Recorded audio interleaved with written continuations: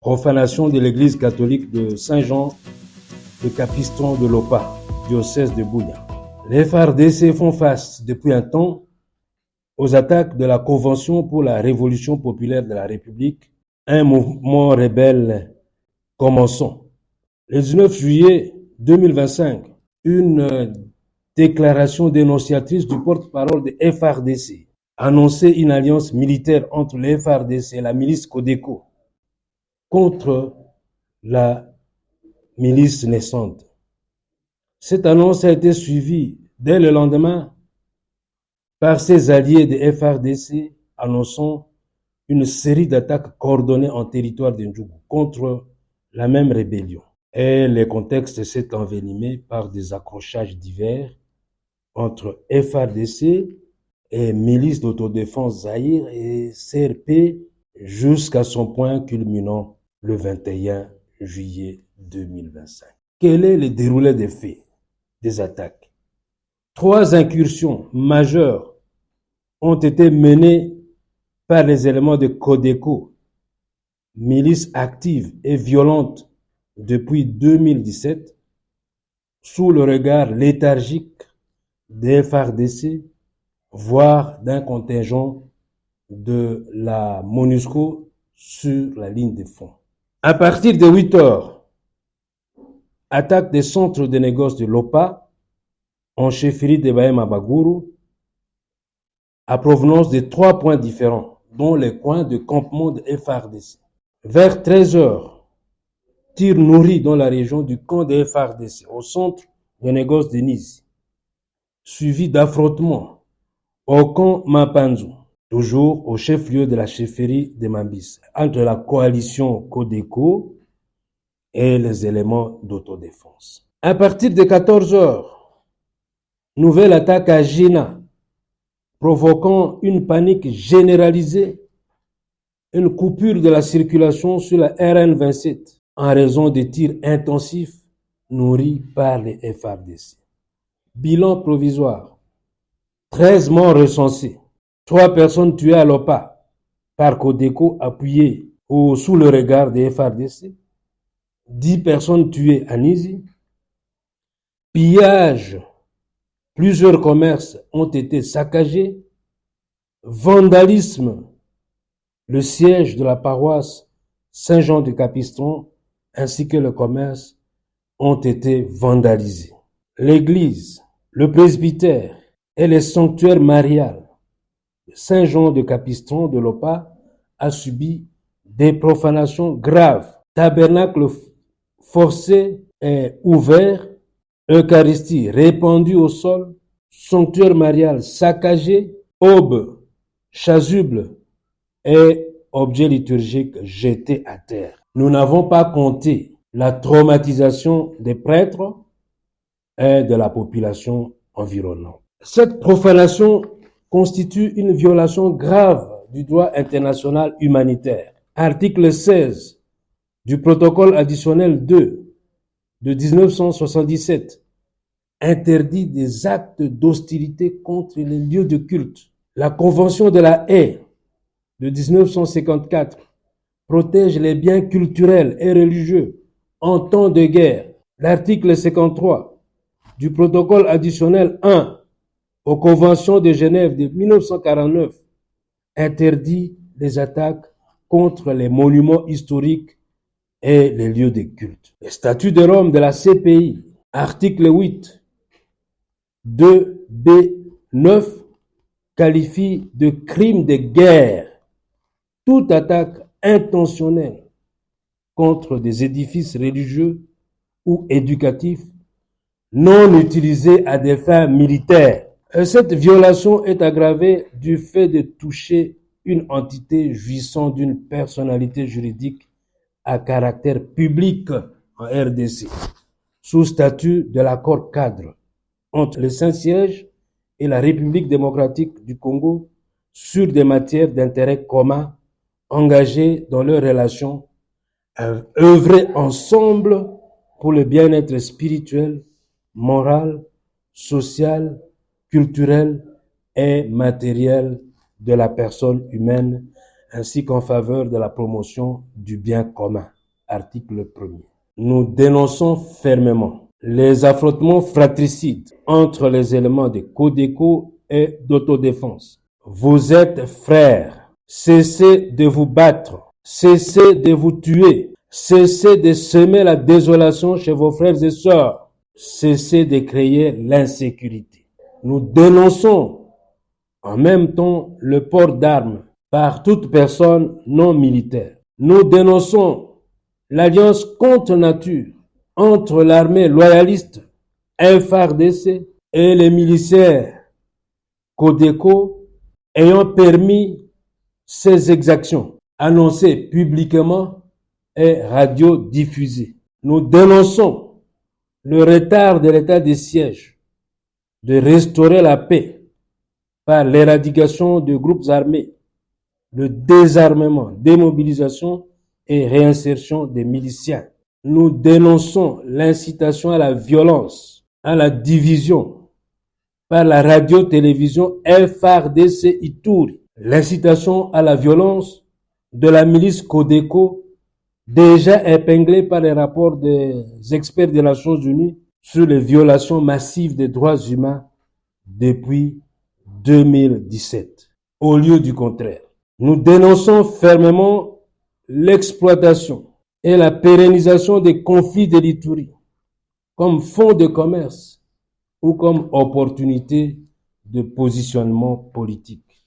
De façon sublime, nous dénonçons et condamnons fermement la profanation de l'Église catholique, le presbytère, le sanctuaire marial et les objets liturgiques, voire l'Eucharistie de la paroisse Saint-Jean de Capiston de Lopa, sous la barbe des forces de l'ordre. Ce sacrilège est porté par ses auteurs et tous leurs complices directs et indirects.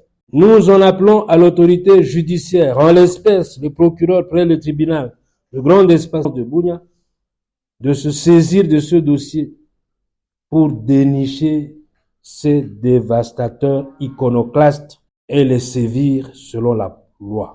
Tout en craignant une stigmatisation de plus en plus forte de l'Église catholique, le diocèse de Bunia en particulier, et un acharnement contre son clergé accusé à tort de soutenir des rébellions ou la balkanisation, a analysé certaines productions du porte-parole de la radio-télévision FARDC Ituri et autres communicateurs proches du pouvoir provincial.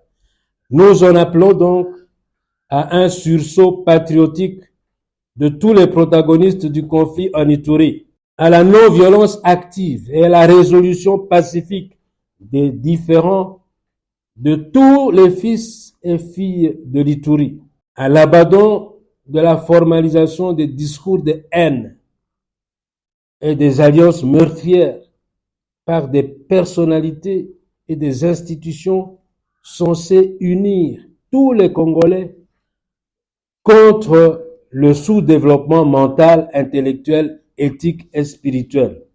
Nous prions l'intercession de Sainte Marie-Madeleine, apôtre des apôtres, à prier pour la conversion de tous et pour la vie, le vivre ensemble dans la paix. Fête à Bunia, le 22 juillet 2025. Pour l'ASBL Justice et Paix Congo, diocèse de Bunia, Abbé Chrysanthe Ngabulidja, directeur. Selon mon point de vue, les dégâts qui ont été causés, dont la paroisse Saint-Jean de Capiston de Lopa, sont des dégâts qui ont des effets très énormes sur le plan humain, même s'il y a aussi un dégât matériel qui s'est fait. Donc les dommages et intérêts, pour moi, seraient les plus importants, parce que la culture, on ne la détruit pas. Les lieux de culte, on n'y touche pas. Mais les dégâts matériels comme tels, Je ne peux pas les évaluer, mais il y a 2 véhicules qui ont été saccagés. Toutes les portes ont été brisées. Il y a des biens qui ont été emportés, des cuisines qui ont été forcées, des ordinateurs qui sont tombés par terre, des aubes. Donc les aubes, les habits des prêtres, les objets liturgiques, c'est sacré. Donc là, je ne peux pas voir vraiment les dégâts matériels, je vois les dégâts spirituels, ce qui est provoqué là-bas. Il est trop tôt pour évaluer à chiffre les dégâts qui ont été commis, parce qu'il faut une évaluation sérieuse. Et le temps n'est pas encore favorable pour faire cette évaluation. Le moment porteur le fera. Mais pour le moment, je dis vraiment que le dommage d'intérêt aussi est énorme. Pour ce qui est de... Vous avez demandé ce que nous inspire la coalition contre nature au déco FARDC sous état de siège. Non, ce que je peux dire en un mot seulement, c'est que l'état de siège a été instauré pour éradiquer les groupes armés et pour rétablir la paix, mais aussi rétablir les droits humains. Il est clair qu'après autant d'années de l'état de siège, si de telles choses se passent, j'estime que c'est un échec cuisant de l'état de siège. Parce que la République ne peut pas faire alliance avec le groupe qu'elle est venue combattre ici. Premièrement, quand on a instauré l'état de siège, c'est quand Codeco faisait rage. Donc on devait d'abord neutraliser Codeco et puis neutraliser les autres groupes aussi. Je ne suis pas pour les autres groupes, mais tous ceux qui portent les armes, je l'ai dit aussi, devaient être maîtrisés par la suite. Mais l'origine, c'est Codeco. Quelle est la rhétorique qui permet que les forces loyalistes aujourd'hui s'allient avec les forces négatives qu'est la Codeco? Personne ne peut comprendre cette alliance-là. La crainte de la CDJP vis-à-vis de la débandade de la population est déjà exprimée par votre propre question. Les Congolais sont faits pour vivre dans la paix et pour bâtir un pays plus beau qu'avant. Comment voulez-vous qu'une population qui vit dans la débandade et dans la peur et dans le traumatisme puisse bâtir un pays plus beau qu'avant? À la question de Jonathan, l'Église catholique ne se reproche rien. L'Église catholique est partenaire de l'État congolais. L'Église catholique travaille pour le bien-être de la personne humaine. S'attaquer à l'Église catholique, c'est en réalité s'attaquer à la République démocratique du Congo par l'intermédiaire du ministère de l'Intérieur, auquel l'Église catholique est rattachée, avec l'accord 4. Je pense que, je souhaite que de telles choses ne se répètent seulement pas, parce que nous ne vont rien gagner de tout cela. Au contraire, la division ne fera que détruire les âmes, les personnes et les sociétés. La radio, télévision, FARDC et tout se plaint beaucoup. Elle se plaint comme la société civile. Alors que c'est une radio de la force publique. Il y a des choses à corriger. Il y a des choses à corriger. Et surtout, les stigmatisations adressées vis-à-vis du clergé catholique ou de quelques personnalités d'honneur dans la province ici est en train de saper les valeurs qui sont reconnues par les droits humains, par notre constitution. Parce que chaque personne a droit au respect. Et s'il est fautif, il y a des instances qui peuvent le corriger correctement. Je ne fais que rappeler ce qui est des droits. Nous sommes dans un état de droit. L'ordre public a été troublé. Il doit se saisir de ces troubles-là, dénicher les malfaiteurs et les punir selon la loi.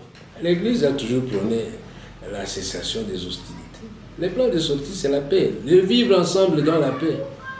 Les plans de sortie, ce n'est pas pour l'Église catholique. L'Église catholique fait un plaidoyer pour que le groupe armé cesse de tuer, pour que l'État congolais réalise sa mission régalienne.